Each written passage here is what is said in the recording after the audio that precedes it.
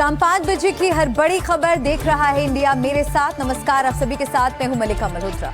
27 दिन से ये जंग जारी है, 1 महीना होने वाला है। बातचीत के दावे हो रहे हैं, शर्तों पर शर्तें सामने आ रही हैं, लेकिन जंग थम नहीं रही है। ईरान से लेकर इजरायल तक लगातार धमाके हो रहे हैं। जितनी तेजी से वार होता है उतना ही तेज पलटवार होता है। जंग रोकने के लिए बातचीत की बात हो रही है, लेकिन जंग की तस्वीरें हर बीतते दिन के साथ घातक होती जा रही हैं। इजरायल के हमले में ईरान ने नेवी चीफ की मौत की खबर दी है।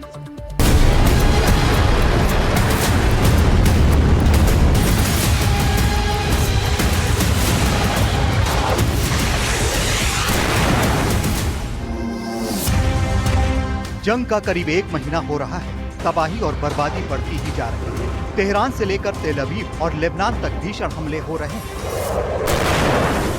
अमेरिका और इजराइल के भीषण हमलों के बावजूद ईरान ने साफ कर दिया है कि वो सरेंडर तो नहीं करेगा। यह ईरान का प्रचंड प्रहार है। इजराइल के शहरों पर उसने मिसाइलों और रॉकेटों से बर्बादी मचा दी। अमेरिकी फाइटर जेट्स को भी वो लगातार निशाने पर ले रहा है। तस्वीरें दिखा रही हैं कि जंग में कितनी तबाही मच रही है।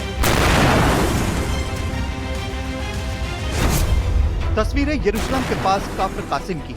सब कुछ शांत था। अचानक आसमान से कुछ गिरता है और फिर क्या हुआ वो आपके सामने है। धमाका होता है, ये गाड़ी हवा में उछल जाती है, कलाबाजी लगाकर दूसरी गाड़ी पर गिरती है। बताया जा रहा है कि ईरान की किसी मिसाइल का टुकड़ा या क्लस्टर बम का हिस्सा इस गाड़ी पर गिरा। कितना सटीक निशाना था, कार के ऊपरी हिस्से में एक छेद हो जाता है। ये देखिए, ये वही जगह है जहां गाड़ी ईरानी हमले की चपेट में आई। गाड़ियां उछलकर एक जगह से दूसरी जगह जा गिरी। पूरे इलाके में सायरन बजने लगता है। धमाके के बाद लोग निकल कर आए। रास्ते में एक बड़ा गड्ढा बन गया है। चारों ओर पत्थर बिखरे हुए हैं। कई गाड़ियों को नुकसान पहुंचा है। इसी हमले का ये एक और वीडियो देखिए। 2 लोग इस गाड़ी से निकलते हैं। अचानक ये तेजी से भागते हैं और घर के अंदर घुस जाते हैं। चंद सेकंड के बाद इस धमाके में इनकी गाड़ी तबाह हो जाती है। शायद इन लोगों ने देख लिया था कि आसमान से कुछ आ रहा है। वैसे जानकारी के मुताबिक इस जगह हुए हमले में करीब 5 लोग घायल हुए। ये तस्वीरें देखिए। ईरान का दावा है कि उसके हमले में अमेरिकी F-18 बर्बाद हो गए। तस्वीरों में दिख रहा है कि फाइटर प्लेन तेजी से उड़ रहा है। अचानक एक रॉकेट जैसी चीज आती है और प्लेन से टकराती है। वीडियो में एक जेट हवा में उड़ता दिखता है। फिर अचानक चमकदार रोशनी पड़ती है। उसके बाद जेट अस्थिर हो जाता है। उसके बाद जेट आउट ऑफ कंट्रोल होता दिखता है और धुआं छोड़ते हुए नीचे की ओर गिरते दिखता है। ईरान का दावा है कि ये मिसाइल से हमला था। इस टक्कर के बाद प्लेन के पिछले हिस्से में आग लग जाती है। आग की लपटें साफ दिख रही हैं। बताया जा रहा है कि F-18 फाइटर विमान पर हमले की तस्वीरें बुधवार की हैं। चाबहार में IRGC ने इस हमले को अंजाम दिया। ईरान की एयर डिफेंस ने ये काम किया। इसी हमले का ये एक और वीडियो दूसरे एंगल से है। हालांकि अमेरिका ने ईरान के इस दावे को गलत बताया, लेकिन ये पहली बार नहीं है जब ईरान के ऐसे दावों को अमेरिका ने गलत बताया।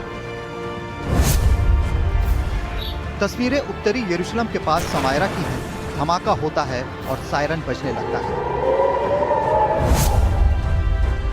ईरान के निशाने पर इजराइल के बड़े शहर हैं। यरूशलेम में तो लगातार धमाके हो रहे हैं। ईरानी मिसाइलें, क्लस्टर बम और रॉकेट यरूशलेम के अलग अलग हिस्सों पर गिर रहे हैं। इन्हें रोकने के लिए इजरायली डिफेंस सिस्टम लगातार कोशिशें कर रहे हैं। इजराइल के मुताबिक ज्यादातर हमले रोक दिए गए हैं, लेकिन फिर भी तबाही की तस्वीरें सामने आ रही हैं।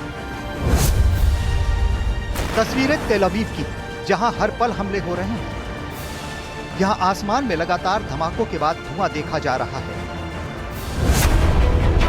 ये तस्वीरें देखिए। ईरान की मिसाइलों को रोकने के लिए इजराइल के डिफेंस सिस्टम किस तरह काम कर रहे हैं। आसमान में मिसाइलें ही मिसाइलें दिख रही हैं। ये देखिए कैसे हमले के बाद धूल और धुएं का गुबार उठा है। गाड़ियों में आग लगी हुई है। लोगों को घरों से निकलकर सड़कों पर आना पड़ा है। मध्य इजराइल का ये छोटा सा शहर है गनैतिकवा। इसमें ईरानी हमलों के बाद जो तबाही मची है वो सामने है। गाड़ियों में आग ही आग दिख रही है। लोग हमले के बाद किसी तरह पानी डालकर आग बुझाने में लगे हैं। इजराइल के हाइफा में पावर प्लांट को ईरानी सेना ने निशाना बनाया। हमले के बाद जोरदार धमाके सुनाई दिए। वहीं नेगेव रेगिस्तान में मिसाइल के टुकड़े गिरने की खबर है। हमलों के बाद सुरक्षा एजेंसियां अलर्ट पर हैं और हालात पर नजर रखी जा रही है। तस्वीरें इजराइल के दिमोना से हैं, जहां ईरान ने मिसाइल अटैक किया। हमले के बाद जोरदार धमाका हुआ और आग लग गई। इस हमले का सीसीटीवी वीडियो भी सामने आया है। इजराइल के बेत शेमेश शहर में भी खूब बर्बादी मची है। ईरानी हमले के बाद यहाँ धुएं के काले बादल देखे जा रहे हैं। ईरानी हमलों की चपेट में एक यात्री बस भी आ गई। बस में आग लग गई। देखिए हाईवे पर खड़ी ये बस कैसे जल रही है। इराक में ईरान समर्थित गुट लगातार एक्टिव हो चुके हैं। पिछले कई दिनों से वो बगदाद जैसे शहरों में अमेरिकी बेस पर हमला कर रहे हैं। इस्लामिक रिवॉल्यूशन के लड़ाकों ने ड्रोन से हमले का नया वीडियो जारी किया है। तस्वीरें ईरान के बंदर अब्बास शहर की हैं, जहां एक 8 मंजिला इमारत में ईरानी नौसेना के अधिकारियों की बैठक चल रही थी। इजराइल के इस हमले में IRGC कमांडर अली रजा तंसीरी की मौत की खबर है। इजराइल ने जंग का एक और मोर्चा लेबनान में भी खोल रखा है। यहाँ हिजबुल्लाह लगातार हमले कर रहा है। उन हमलों को रोकने के लिए इजरायली डिफेंस सिस्टम काम कर रहे हैं। इजराइल का दावा है कि उसकी गोलानी ब्रिगेड ने दक्षिणी लेबनान में घातक प्रहार किया। इजराइल के मुताबिक उसने आतंकियों के करीब 200 ठिकानों को नुकसान पहुंचाया है। तस्वीरें ईरान के मशहद शहर की हैं, जहां बुधवार गुरुवार की रात भीषण हमले हुए, कई जगह आग लग गई।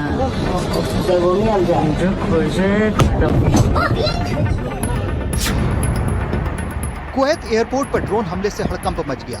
बताया जा रहा है कि ड्रोन सीधे ईंधन टैंक से टकराया, जिससे जोरदार धमाका हुआ और आसमान में काले धुएं का गुबार उठता दिखाई दिया।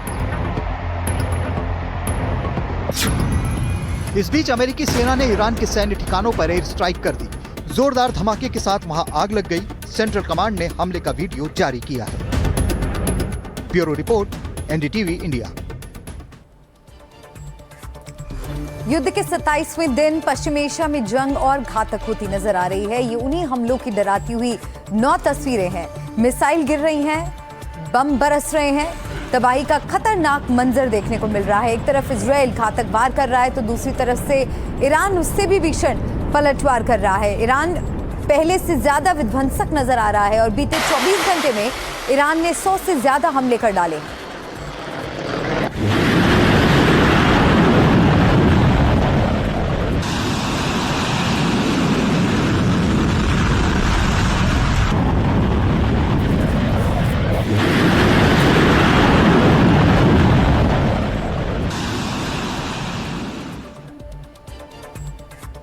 पश्चिम एशिया में जंग के सबसे खतरनाक मोड़ की आशंका जताई जा रही है और आशंका के पीछे है अमेरिका की सेना, उसके कमांडो दस्ते की पश्चिम एशिया में बढ़ती संख्या। अमेरिका लगातार ईरान के आसपास समंदर से लेकर अपने बेस पर अपने सैनिकों की संख्या बढ़ा रहा है, खासकर हॉर्मोज और खार्ग द्वीप के आसपास। इजराइल भी लगातार हमले कर रहा है। इन तैयारियों और हमलों के बीच ईरान भी बड़ी तैयारी कर रहा है। ईरान ने कहा है कि अगर उसके पड़ोसियों ने अमेरिका की मदद से साजिशें रची, सीमा लांघी तो बुरा हाल कर देंगे। बाकायदा वीडियो जारी कर ट्रेलर दिखा रहा है।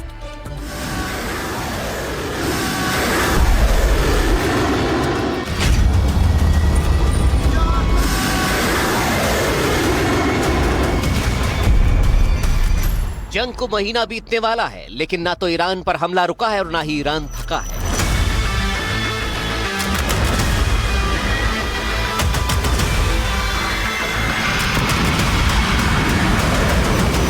दोनों तरफ से जंग में बारूदी हाहाकार मचा हुआ है।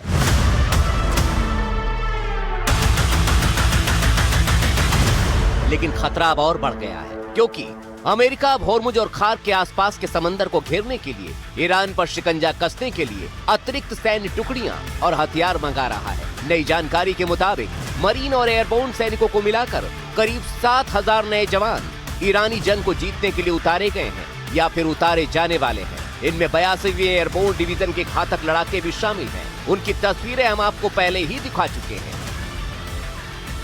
ये वो दस्ता है जो बूट्स ऑन ग्राउंड ऑपरेशन में माहिर है, जिनके होने का मतलब है जमीनी ऑपरेशन की तरफ बढ़ते कदम। अमेरिका अपनी 82वीं एयरबोर्न डिवीजन के घातक कमांडोज को हॉर्मुज स्ट्रेट की तरफ भेज रहा है। खबर ये भी आई कि अमेरिका खार्ग आइलैंड के आसपास अपने सैनिकों को तैनात करने की कोशिश पे है और उसकी कोशिश में ईरान के आसपास के खाड़ी देश उसकी मदद कर सकते हैं और अमेरिका का युद्ध विराम अपने उन्हीं सैनिकों की जमाबंदी के लिए किया गया एक छलावा है।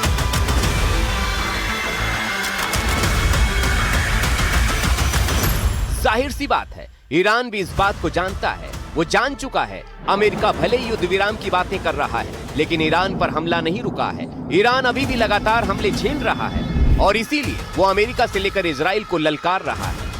نیروهای دریایی کشور دیگه نزدیک بشن و ما به همه کشورها اخطار دادیم که اگر نیروهای مسلح اونها وارد این حوزه بشن تنش رو بیشتر خواهند کرد، منطقه رو با مشکلات پیچیده‌تری مواجه خواهند کرد و حل مشکل تنگه هرمز هم پیچیده‌تر خواهد شد. من همینجا این رو هم عرض بکنم، تنگه هرمز از نظر ما بسته کامل نیست، بسته است فقط به روی دشمنان. طبیعی هم است، ما در شرایط جنگی هستیم، منطقه جنگی هست. जवाब में ईरान ने अमेरिका के लड़ाकों के वीडियो की तरह ही अपना वीडियो जारी करते हुए अमेरिकी फोर्स को ललकारा है।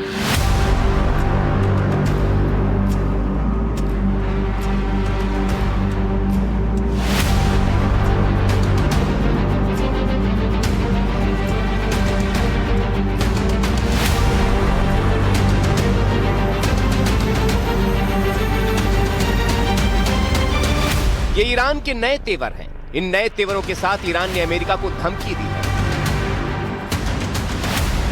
जिसमें कहा गया, हमें उम्मीद है कि आपको ये जानकारी मिल गई होगी कि ईरान वो जगह है जहां फिलिस्तीनी, लेबनानी, इराकी और यमनी लड़ाकों ने जमीनी युद्ध में बेहद पेशेवर स्तर की महारत हासिल की है। अब आपका सामना जमीनी युद्ध के असली उस्तादों से होने वाला है। ईरान में आपका स्वागत है हबीबी।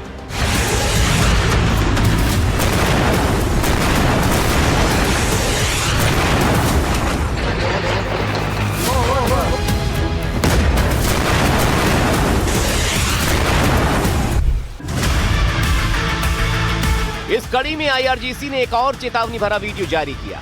वीडियो जिसके जरिए अपना बूट्स ऑन ग्राउंड वाला दमखम दिखाने की एक और कोशिश की। वीडियो जिसके जरिए ईरान ये बताने की कोशिश कर रहा है कि हमारी दुर्गम जमीन पर हमसे भिड़ना और भी ज्यादा दुर्गम है।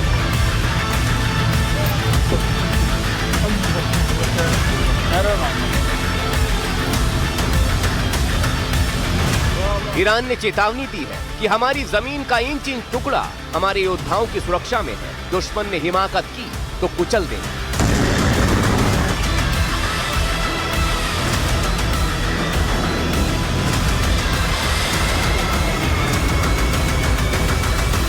तो दूसरी तरफ ईरान अमेरिका की मदद करने वाले खाड़ी देशों को भी धमका रहा है।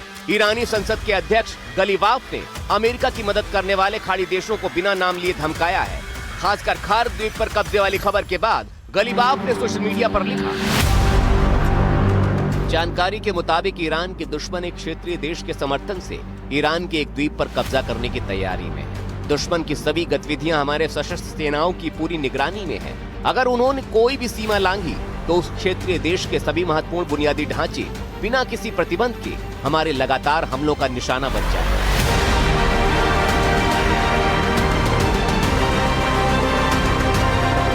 होर्मुज और खार्ग आइलैंड को लेकर आई खबरों को लेकर हल्के में नहीं लिया जा सकता, क्योंकि बंदर अब्बास पे इजरायली हमले में अब ईरान के नौसेना प्रमुख अली रजा तंगसीरी भी मारे गए हैं। ये उसी इमारत की तस्वीर है जहां तंगसीरी मीटिंग कर रहे थे। ये ईरान को बहुत बड़ा नुकसान है, क्योंकि वो अली रजा तंगसीरी ही थे जिन्होंने होर्मुज में ईरान का चक्रव्यूह रचा हुआ था, जिन्हें होर्मुज में ईरानी नाकेबंदी का मास्टर माना जाता था। जाहिर सी बात है, उनके मारे जाने का मतलब है होर्मुज में ईरान का एक बहुत बड़ा नुकसान, जिसका असर खार्ग आइलैंड तक ईरानी कब्जे को नुकसान पहुंचा सकता है। अब देखना यह होगा आने वाले 48 घंटों में क्या होने वाला है, क्योंकि अमेरिका के युद्ध विराम का समय खत्म होने वाला है। क्या अमेरिका अपनी सेना को ईरान के हिस्से में उतारेगा या फिर वाकई ईरान को युद्ध विराम वाला मरहम मिलेगा? Bureau report, NDTV India.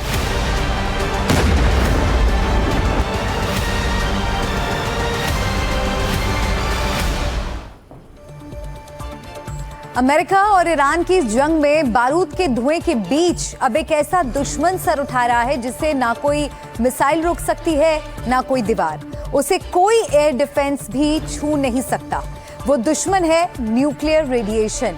जिस वक्त ईरान युद्ध के खात्मे की बात हो रही है, डील वाली थ्योरी रिलीज की जा रही है, ईरान से लेकर उसके आसपास बसे खाड़ी देशों में बहुत बड़ा परमाणु खतरा मंडराता दिख रहा है। वो खतरा जिस पर रूस ने भी गंभीर चिंता जता दी है। आखिर ऐसा क्या हुआ, क्यों इतनी गंभीर आशंका जताई जा रही है, देखिए।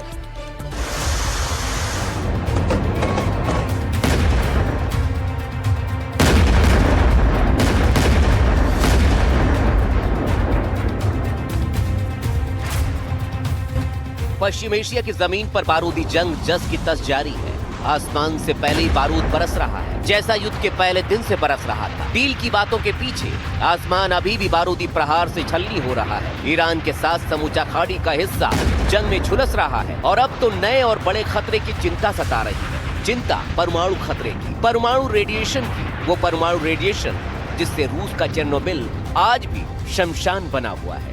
उसी तरह के विकिरण वाले खतरे से खाड़ी के देशों में खौफ का आलम है।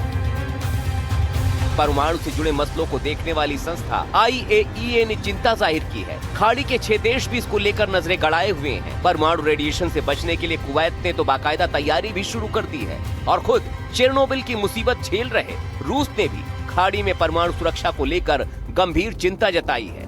रूस को बुशहर में परमाणु साइट से अपने 700 से ज्यादा कर्मचारियों को निकालना पड़ा है। रूस ने इसको लेकर इजराइल और अमेरिका को घेरा है। रूस का कहना है पश्चिम एशिया में परमाणु खतरे को दहकाने की कोशिश हो रही है। मॉस्को के समय के मुताबिक कल 9 बजे पंपिंग स्टेशन पर शेल चलाया गया। ये कोई साधारण पंपिंग स्टेशन नहीं है, ये न्यूक्लियर पावर प्लांट की सुरक्षा का अहम हिस्सा है। पानी की सप्लाई किसी भी ऊर्जा फैसिलिटी के लिए बेहद जरूरी होती है। खासकर परमाणु संयंत्र के लिए रेड लाइन को पार करने की कोशिश हो रही है और सुरक्षा पर बहुत बड़ा खतरा गहरा गया है। मतलब रूस कह रहा है कि पश्चिम एशिया में परमाणु खतरा गहरा गया है और यही है पश्चिम एशिया में मौजूदा समय में सबसे बड़ा खतरा। इसीलिए कुवैत एक्टिव हो गया है। वहां जागरूकता के वीडियो जारी किए जा रहे हैं। कुवैत नेशनल गार्ड के ऑफिशियल एक्स अकाउंट से ये 55 सेकंड का वीडियो मैसेज जारी हुआ। वीडियो में कहा गया न्यूक्लियर साइट पर हमले के बाद संभावित रेडिएशन लीक होने की सूरत में क्या करना चाहिए। पहले वीडियो देखिए, आपकी सहूलियत के लिए हमने हिंदी में इसे अनुवाद किया है। पड़ोसी देशों में रेडिएशन लीक की सिचुएशन में चिंता या घबराहट की कोई जरूरत नहीं है, क्योंकि नजदीकी रिएक्टर कुवैत से 240 किलोमीटर से ज्यादा की दूरी पर स्थित है। ये मॉक ड्रिल नहीं बल्कि कुवैत की बड़ी चिंता भरी अपील है। लेकिन क्यों? क्या कोई परमाणु रिएक्टर लीक हो गया है? आखिर कुवैत की चिंता की वजह क्या है? इन सवालों के पीछे ईरान का बुशहर शहर है, जहां ईरान का न्यूक्लियर पावर प्लांट लगा है। ये प्लांट कुवैत से महज 240 किलोमीटर की दूरी पर स्थित है। कुवैत उसी को लेकर बहुत परेशान है, क्योंकि ईरान का दावा है कि 24 मार्च को बुशहर न्यूक्लियर पावर प्लांट पर मिसाइल से अटैक किया गया। ईरान के मुताबिक मिसाइल बुशहर न्यूक्लियर प्लांट के कंपाउंड में गिरी, लेकिन रिएक्टर को नुकसान नहीं हुआ। ईरान के परमाणु ऊर्जा संस्थान ने आरोप लगाया कि इजराइल और अमेरिका लगातार न्यूक्लियर साइट्स को टारगेट कर रहे हैं। ईरानी सेना के मुताबिक 17 मार्च को भी बुशहर न्यूक्लियर पावर प्लांट को टारगेट किया गया था। अंतर्राष्ट्रीय परमाणु ऊर्जा एजेंसी यानी IAEA ने पुष्टि की है कि ये हमला मुख्य रिएक्टर बिल्डिंग से महज 350 मीटर की दूरी पर हुआ था। We'll have control of anything we want. Look, if we can end this without more lives being down, without knocking out $10 billion electric plants that are brand new and the apple of their eye, I'd like to be able to do that, you know. But they can't have certain things. I mean, you know the things. I don't have to go over the list, but again, it starts with no nuclear weapons, and they've agreed to that. There won't be any nuclear weapons. They're not going to have, and they're not going to have enrichment, any of those things. But look, I hate to say that we're in a very good bargaining position, and I hate to say that they're defenseless because, you know, until that last missile is fired, they have little power. मतलब Trump हर तरह के गंभीर हमलों के लिए धमका रहे हैं और जिस तरह से हमले हो रहे हैं उसमें बुशहर का न्यूक्लियर रिएक्टर या पावर प्लांट भी आ सकता है। और अगर परमाणु प्लांट पर हमला हो गया तो सिर्फ ईरान ही नहीं बल्कि आसपास के खाड़ी के 6 देश सीधे सीधे खतरनाक संकट में फंस सकते हैं। कैसे? उसे मैप से समझाते हैं। इनमें हमने बुशहर पावर प्लांट से देशों की दूरी को दिखाने की कोशिश की है। कुवैत, बहरीन, कतर, सऊदी अरब, संयुक्त अरब अमीरात और ओमान। इन सभी देशों में सबसे ज्यादा परमाणु रेडिएशन का खतरा कुवैत, बहरीन, कतर और सऊदी अरब पर हो सकता है। इसमें भी हवा का बहाव परमाणु रेडिएशन के खतरे को और ज्यादा घातक या कम कर सकता है। हालांकि सबसे ज्यादा परमाणु रेडिएशन 2 से 5 किलोमीटर के दायरे में होता है, लेकिन हवा के चलते वो रेडिएशन लंबी दूरी तक पहुंच जाता है। ऐसे में अगर न्यूक्लियर साइट को नुकसान हुआ तो कुवैत समेत 3 से 4 खाड़ी देश सीधे तौर पर डेंजर जोन में आ सकते हैं। और इसीलिए कुवैत ने अपने करीब 50 लाख नागरिकों के लिए बुशहर न्यूक्लियर पावर प्लांट से संभावित रेडिएशन लीक को लेकर अलर्ट जारी कर दिया। दरअसल कुवैत और ईरान के बीच समुद्री सीमा है, यानी फारस की खाड़ी दोनों देशों के बीच बॉर्डर का काम करती है। कुवैत की भौगोलिक स्थिति ऐसी है कि बुशहर में किसी भी तरह के रिसाव का असर समंदर और हवा के जरिए कुवैत तक पहुंच सकता है। रिपोर्ट्स तो इस बात की भी है कि कुवैत ने सुरक्षा के लिए 196 उन्नत शेल्टर को एक्टिव कर दिया है। जहां तक बुशहर परमाणु प्लांट का सवाल है तो ईरान में इसका संचालन रूसी एनर्जी एजेंसी रोसाटॉम के सहयोग से होता है। हाल की रिपोर्ट्स के मुताबिक रोसाटॉम ने वहां से अपने स्टाफ और उनके परिवारों को निकालने की प्रक्रिया शुरू कर दी है। हम बुशहर परमाणु ऊर्जा संयंत्र की आंतरिक परिधि पर एक्टिव पावर यूनिट से कुछ ही मीटर की दूरी पर किए गए मिसाइल हमले की कड़ी निंदा करते हैं। ये हमले गैर जिम्मेदाराना और बिल्कुल अस्वीकार्य हैं। इजराइल और अमेरिका ईरान के खिलाफ अपना आक्रामक सैन्य अभियान जारी रखे हुए हैं और हमने दोनों को बार बार चेतावनी दी है कि न्यूक्लियर पावर प्लांट में मौजूद असंख्य रूसी नागरिक जो संयंत्र के कर्मचारी हैं, उनके जीवन और स्वास्थ्य को खतरे में डालना बर्दाश्त नहीं किया जा सकता। यही वजह है कि कुवैत नेशनल गार्ड ने एहतियातन वीडियो जारी कर नागरिकों को सावधान किया है। वैसे आपको याद होगा कुछ वक्त पहले बहरीन की दवा कंपनी ने भारतीय दवा कंपनी से रेडिएशन लीक की सूरत में इस्तेमाल की जाने वाली दवा को लेकर संपर्क किया था। परमाणु संबंधी इमरजेंसी कंडीशन में काम आने वाली दवाओं के बारे में तफ्तीश की गई थी। बहरीन की तरफ से 1 करोड़ पर्शियन ब्लू कैप्सूल बनाने की क्षमता के बारे में भी पूछताछ की गई थी। इसके साथ ही करीब 1.25 करोड़ पोटेशियम आयोडाइड टेबलेट की मौजूदगी को लेकर भी बात हुई थी। डील हो जाने की सूरत में रेडिएशन लीक से बचाने वाली गोलियां बहरीन, कतर, कुवैत, जॉर्डन तक सप्लाई हुई थी। साल 1986 में तब सोवियत संघ और आज की यूक्रेन में मौजूद चेरनोबिल में दुनिया का सबसे खतरनाक न्यूक्लियर एक्सीडेंट हुआ था। तब रिएक्टर का कंट्रोल फेल हो गया था और इससे इतनी रेडिएशन निकली जिसकी वजह से हजारों लोगों पर असर पड़ा। अलग अलग रिपोर्ट्स हैं, कई लोगों को कैंसर जैसी बीमारी हो गई। तब ये हादसा था, लेकिन इस बार ईरानी न्यूक्लियर प्लांट के आसपास ही अटैक हो रहे हैं और अगर भारी मात्रा में वाकई रेडिएशन लीक होने लगा तो न सिर्फ कुवैत बल्कि समूचा खाड़ी बर्बादी के नए बवंडर में फंस सकता है। और खुद चेरनोबिल की मुसीबत से जुड़े रहे रूस ने भी खाड़ी में परमाणु सुरक्षा को लेकर गंभीर चिंता जताई। Bureau report, NDTV India.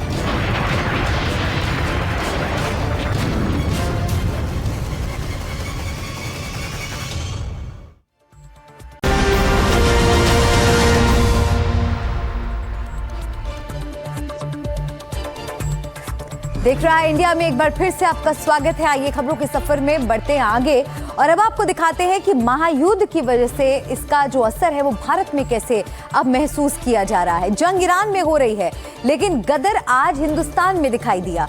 कहां पेट्रोल पंप पर, देश के तमाम शहरों में पेट्रोल पंप पर लंबी लंबी लाइनें नजर आ रही हैं। हर तरफ पेट्रोल पंप पर कार से लेकर बाइक का सैलाब उमड़ आया है। हर कोई बेताब है कि जल्दी से जल्दी पेट्रोल और डीजल मिल जाए। आखिर क्यों, जबकि सरकार की तरफ से साफ किया जा चुका है कि देश में पेट्रोल और डीजल, एलपीजी सब कुछ पर्याप्त मात्रा में है। देखिए,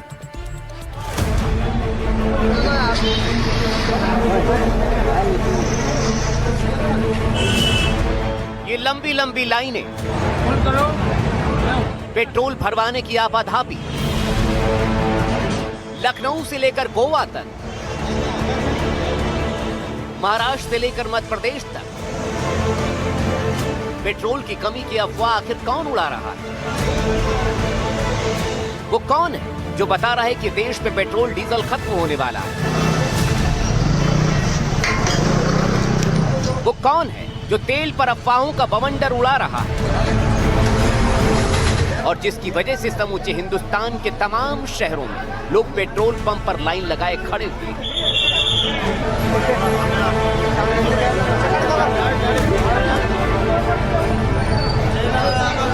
बाकी तो छोड़िए, उत्तर प्रदेश की राजधानी में भी पेट्रोल पंप पर अफवाह की लंबी लाइनें नजर आ रही हैं। यहाँ पेट्रोल पंप की तस्वीरें देखिए, मानो दोबारा पेट्रोल ही नहीं मिलेगा। हमने पता किया क्या पेट्रोल नहीं मिल रहा है, तो यहाँ पर अफवाह के पंप खुलते नजर आए।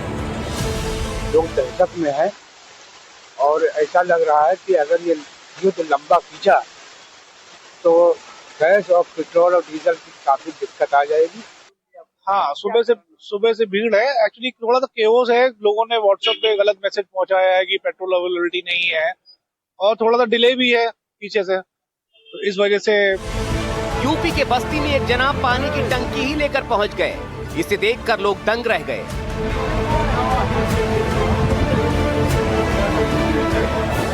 तो कहीं पर आटा रखने वाले बर्तनों और गैलन में पेट्रोल ले जाते नजर आए। सोचिए ये कितना बड़ा खतरा है। पेट्रोल की किल्लत वाली अफवाह सिर्फ लाइन ही नहीं लगवा रही, बल्कि मारपीट भी करा रही है। ये देवास की तस्वीरें देखिए, यहाँ पेट्रोल की लाइन में लोग खून के प्यासे हो गए। तेज धुआंधार मारपीट शुरू हो गई।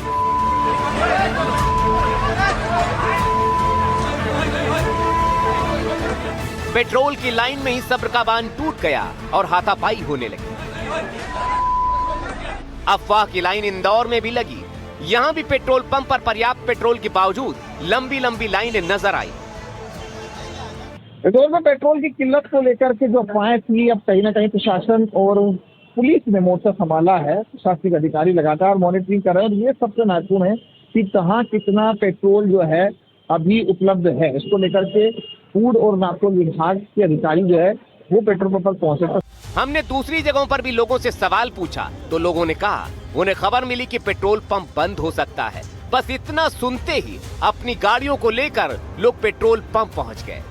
क्या अभी ऐसे ही नॉर्मल पेट्रोल बनाने आई है? सुनकर आई थी कि सोशल मीडिया पे जो मैसेज चल रहे हैं कि पेट्रोल सुनकर आए थे जो मैसेज चल रहे थे सोशल मीडिया पर, आज परेशान हुआ सर।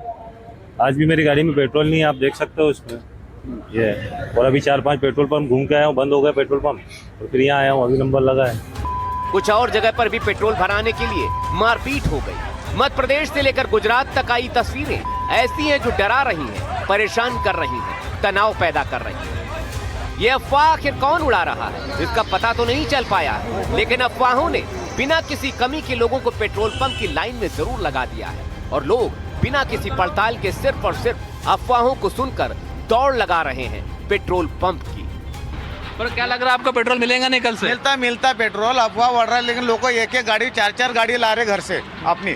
पहले 1 लीटर 2 लीटर भरते थे, अभी फुल भरने के लिए घर से ला के ये होगी, भीड़ हो गई। लोग कितना के रहते हैं पेट्रोल डीजल के लिए? अब तो मिल रहा है बराबर मिल रहा है। लाइन तो कितनी देर लगानी पड़ी है? 10 मिनट में नंबर आ गया आपका। ठीक है, बिल्कुल। देखिए कई लोग हैं यहाँ पर जो कल तक पैनिक हो रहे थे, लेकिन अब कहीं ना कहीं राहत के साथ। ये वही लोग हैं जिनका जिक्र बीते दिनों प्रधानमंत्री मोदी ने किया था और उनसे सजग रहने की भी सलाह दी। हमें बहुत सावधान और सतर्क भी रहना है। हालात का फायदा उठाने वाले झूठ फैलाने का प्रयास करेंगे। ऐसे लोगों की कोशिशों को सफल नहीं होने देना है।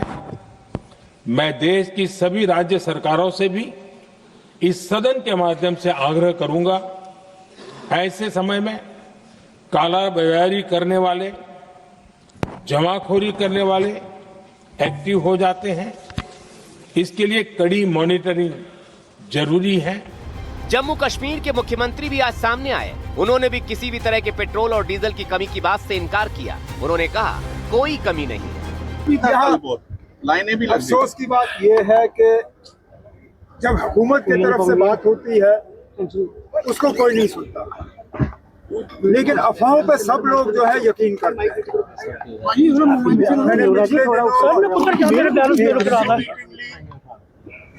उसमें बाज़ाब्ता ये तय हुआ कि फिलहाल किसी भी चीज की कमी नहीं है। ऐसे में सावधान रहिए, सजग रहिए। अफवाहों के नाम पर पेट्रोल पंप की दौड़ मत लगाइए, क्योंकि सरकार की तरफ से साफ किया जा चुका है कि देश में कहीं भी किसी भी पेट्रोल पंप पर डीजल या पेट्रोल की कोई कमी नहीं है। Bureau report, NDTV India.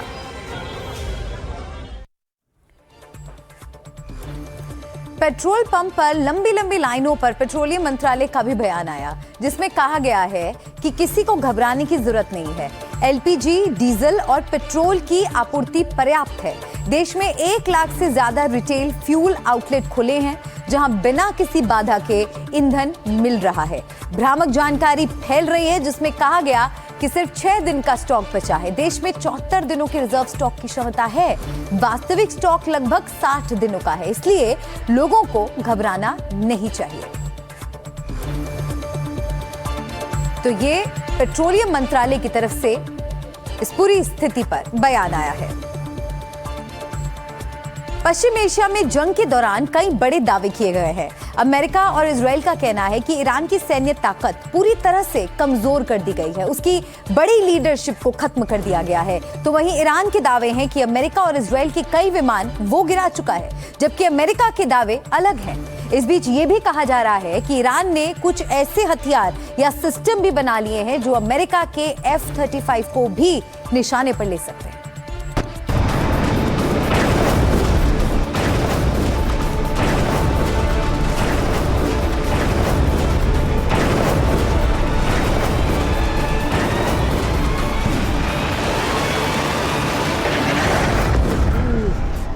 Iran को घेरने के लिए अमेरिका ने अपने जंगी बेड़े भेजे, लेकिन कुछ दिन बाद खबर आती है कि यूएसएस जेराल्ड आर फोर्ड में आग लग गई। ईरान का दावा है कि उसके हमले की जद में आया। अमेरिका का दावा कि शिप के लॉन्ड्री सेक्शन में आग लग गई। सवाल ये कि दुनिया का सबसे महंगा और बड़ी जंगी जहाज के अंदर इस तरह आग कैसे लग गई। इस बीच एक और खबर आती है कि यूएसएस अब्राहम लिंकन को नुकसान पहुंचा है। दावा ईरान की ओर से होता है। ईरान ने दावा किया कि उसकी नौसेना ने अमेरिकी विमान वाहक पोत यूएसएस अब्राहम लिंकन की तरफ क्रूज मिसाइलों से हमला किया। इस हमले में कादिर क्रूज मिसाइलों का प्रयोग किया गया। हमले के बाद अमेरिकी कैरियर को अपनी पोजीशन बदलने पर मजबूर होना पड़ा। अमेरिकी राष्ट्रपति ट्रंप ने पहली बार माना कि ईरान ने अब्राहम लिंकन पर 101 मिसाइलें दागी थीं, लेकिन सारी मिसाइलों को एक एक करके समुद्र में ही मार गिराया गया। इस जंग में अमेरिकी फाइटर जेट नीचे गिरते दिखे। अमेरिकी रीपर ड्रोन मार गिराए गए। 26 मार्च 2026 को ईरानी रेवोल्यूशनरी गार्ड्स ने दावा किया कि उन्होंने चाबहार के पास एक अमेरिकी F-18 लड़ाकू विमान को मार गिराया है, जो हिंद महासागर में गिरा। हालांकि अमेरिकी सेंट्रल कमांड ने इस दावे को खारिज कर दिया है। इससे पहले F-35 20 मार्च 2026 के आसपास रिपोर्टों में दावा किया गया कि ईरान ने एक अमेरिकी F-35 को क्षतिग्रस्त कर दिया, जिससे उसे इमरजेंसी लैंडिंग करनी पड़ी। ईरान के दावे हैं कि उसके हमलों में अमेरिका के सबसे बड़े हथियार चपेट में आ रहे हैं, जिनके बारे में अमेरिका दावा करता था कि उनका बाल भी बांका करना नामुमकिन है। वैसे इसमें कोई दो राय नहीं कि ईरान ने अपनी मिसाइल और ड्रोन क्षमता से सबको हैरान कर दिया है। ये